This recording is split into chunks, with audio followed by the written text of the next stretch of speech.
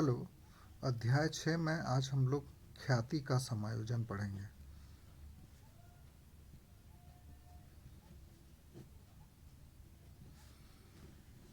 जब भी कोई साझेदार रिटायर हो जाता है या अवकाश ग्रहण करता है तो उसको उसके हिस्से की ख्याति दी जाती है। तो उसके हिस्से की ख्याति को कौन देता है? जो शेष बचे हुए साझेदार हैं वो देते हैं। कौन से अनुपात में देते हैं?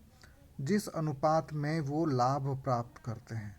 तो दो चीज़ ध्यान रखने वाली बात है, जब कोई साझेदार रिटायर होता है तो उसको ख्याति में से उसका हिस्सा दिया जाता है, और लाभ प्राप्ति अनुपात में जो शेष बचे हुए साझेदार हैं वो उसको, जो रिटायर होने वाला साझेदार है, उसको देते हैं।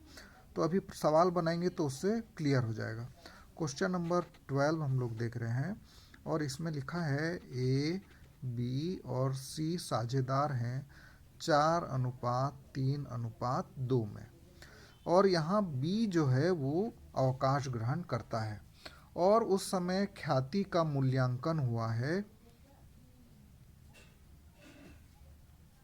18,000 रुपया। तो ये जो 18,000 रुपया है, इसमें बी का हिस्सा कितना होगा, इसको हमको देना पड़ेगा। बी का भाग 18,000 गुणित 3/4, 3 7 2 9।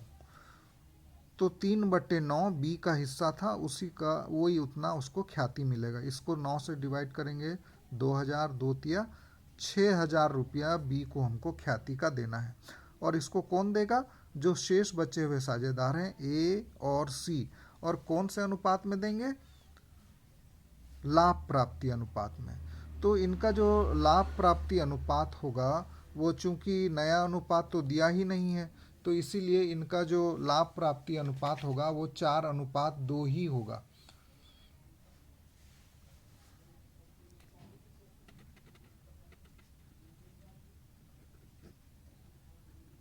अगर नया अनुपात दिया रहता तो हमको लाभ प्राप्ति अनुपात की गणना करना पड़ता। चूंकि यहाँ नया अनुपात दिया ही नहीं है, इसलिए इनका लाभ प्राप्ति अनुपात ए और सी का 4:2 ही होगा। तो इसी अनुपात में इनको ख्याति को बांटना पड़ेगा। तो ए कितना देगा ख्याति का? 6,000 का 4/6, मतलब 4,000 रुपया ए देगा। और सी कितना देगा? 6,000 का 2/6। 6 से इसको कैंसिल करेंगे, एक आता है, इसीलिए मैं शॉर्टकट में बता रहा हूँ आपको। 2,000 रुपया सी देगा। तो इसके लिए हम लोग को पंजी प्रविष्टि करना पड़ता है।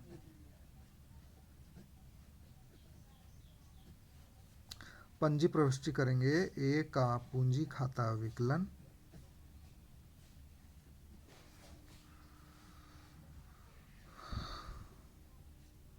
4,000। सी का पूंजी खाता विकलन 2,000। और जो रिटायर हुआ है साझेदार उसको हम लोग समाकलन करेंगे। बी के पूंजी खाता से 6,000।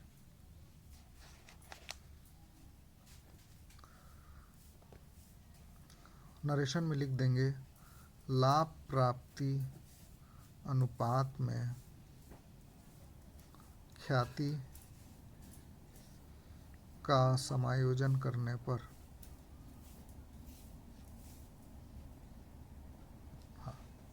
तो इस प्रकार ये हमारा सवाल बनता है। और एक सवाल देख लेते हैं हम लोग।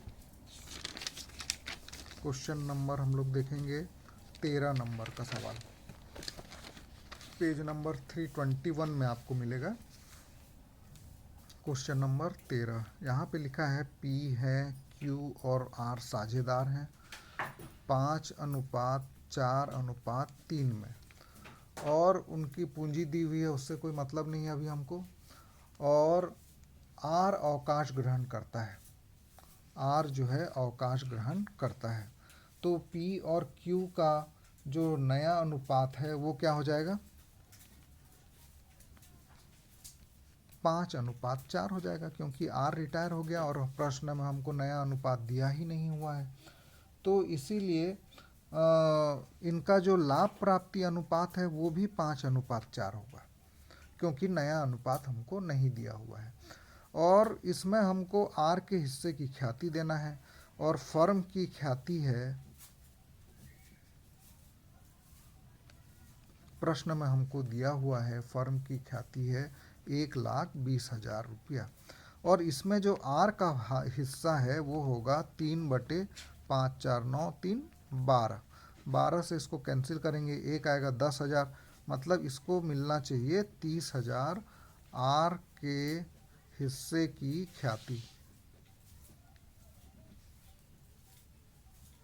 30,000। और 30,000 को किसको डेबिट करेंगे हम लोग? पी और क्यू को, जिनका लाभ प्राप्ति अनुपात है 5:4।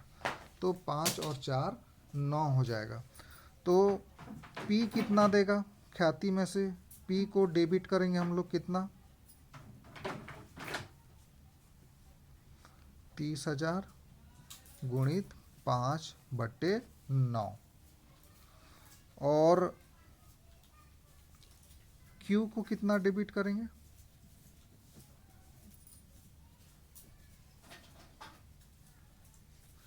30,000 गुणित 4/9। लाभ प्राप्ति अनुपात लिख दे रहा हूं मैं, 5:4।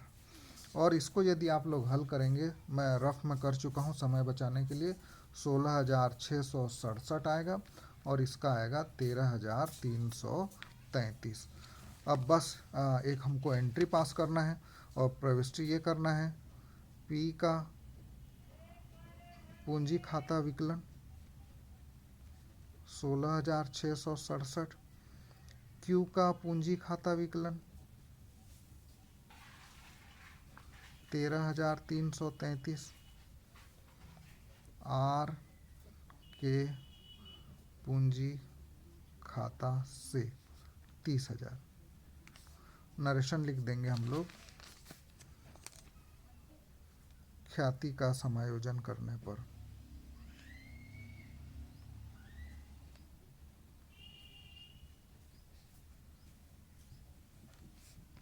बस इसके बाद एक और नया सवाल हम लोग देखेंगे, वो है 16वां नंबर सवाल। जब ख्याति फर्म की पुस्तकों में पहले से विद्यमान हो तब क्या करते हैं? तब हम लोग क्या करते हैं, जो पुरानी ख्याति है उसको पुराने अनुपात में, पुरानी ख्याति को पुराने अनुपात में सभी साझेदारों को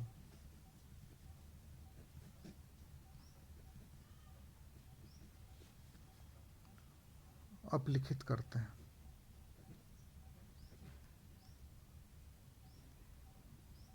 और फिर जो नया ख्याति है उसको तो हम लोग देख चुके हैं कैसे करते हैं, लाभ प्राप्ति अनुपात में बांट देते हैं जो शेष बचे हुए साझेदार हैं। तो यहाँ पर लिखा हुआ है हनी, पम्मी और सन्नी, ये साझेदार हैं 3:2:1 में। पम्मी अवकाश ग्रहण करती है, इसका हिस्सा ये खत्म हो जाता है और ख्याति का मूल्यांकन 84,000 किया गया। पुरानी ख्याति है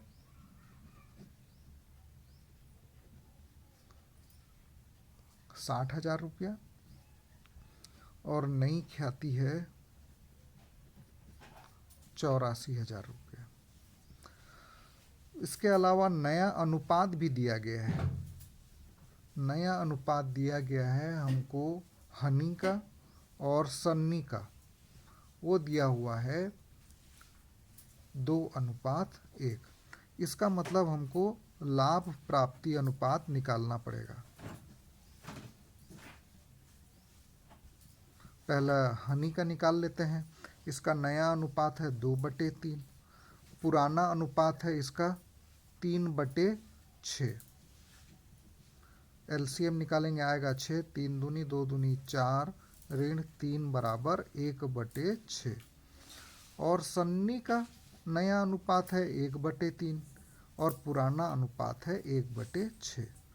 तो यहाँ 6 2 ऋण 1 बराबर 1/6, मतलब बराबर बराबर अनुपात में इन लोग लाभ हानि को प्राप्त कर रहे हैं। अब जो नई ख्याति है, अब वर्किंग नोट्स थोड़ा सा बना लेते हैं। पुरानी ख्याति को पुराने अनुपात में अपलिखित करना है, पहला काम। पुरानी ख्याति को पुराने अनुपात में, तो पुरानी ख्याति है 60,000 और इसको हम लोग बांट देंगे 3 2 5 और 1 6, मतलब 10,000। 10,000 गुणित 3 ये होगा हनी का, 10,000 गुणित 2 ये होगा पम्मी का, और 10,000 गुणित 1 ये होगा सन्नी का। इस अनुपात में हम लोग विकलित करेंगे, अर्थात 30,000, 20,000 और 10,000।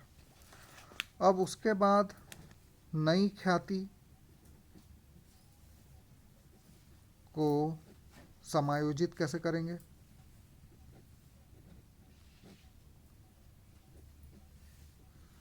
नई ख्याति है 84,000। इसमें जो रिटायर होने वाला साझेदार है पम्मी, उसको हम लोग दे देंगे 2/3 2 5 और 1 6।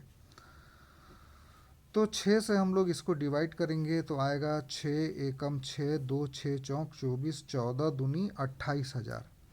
अब ये 28,000 को इन लोग कौन से अनुपात में? बराबर बराबर अनुपात में, अर्थात हनी को देना पड़ेगा 14,000 और सन्नी को देना पड़ेगा 14,000।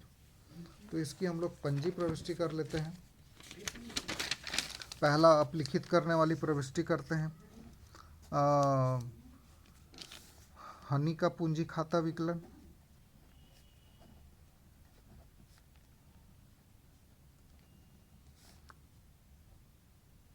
पम्मी का पूंजी खाता विकलन और सन्नी का पूंजी खाता विकलन। 30,000, 20,000 और 10,000 ख्याति खाता से 60,000 पुरानी ख्याति अपलिखित करने पर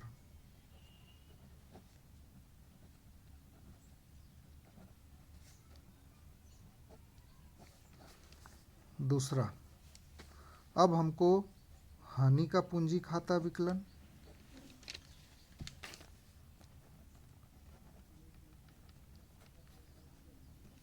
$14,000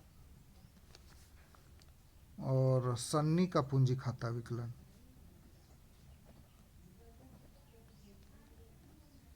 $14,000। जो रिटायर होने वाली है पम्मी के पूंजी खाता से 28,000। नई ख्याति का समायोजन करने पर